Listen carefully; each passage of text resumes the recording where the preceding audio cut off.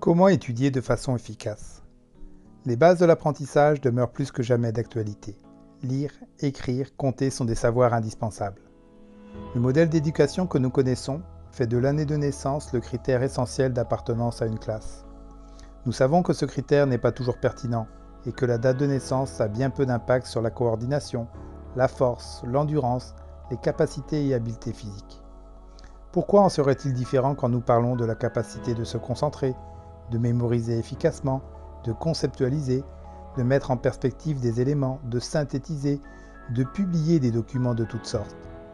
Le recours à la classe inversée permet notamment à l'étudiant de s'approprier la matière grâce à de courtes vidéos qu'il pourra voir et revoir à la maison. Les exercices, les laboratoires, les rédactions seront réalisés en classe avec l'aide du professeur. La possibilité d'avoir une rétroaction rapide grâce à des questions-réponses réalisées régulièrement permet aux étudiants de comprendre immédiatement leurs erreurs et de s'auto-évaluer bien avant l'examen.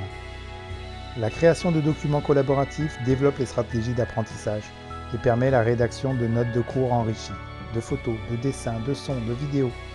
De même, les nombreuses possibilités d'individualisation et de remédiation sont autant de façons efficaces d'utiliser le numérique. L'école actuelle favorise le travail individuel et la compétition au détriment du travail collaboratif.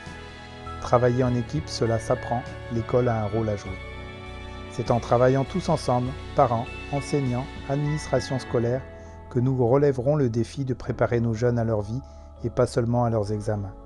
Dans certains programmes offerts au collège, nous voyons déjà ces énergies au travail. C'est particulièrement visible avec l'équipe Stan Robotics, regroupant des étudiants de plusieurs niveaux de classe, impliqués dans la programmation, la fabrication, les communications, la recherche de partenaires.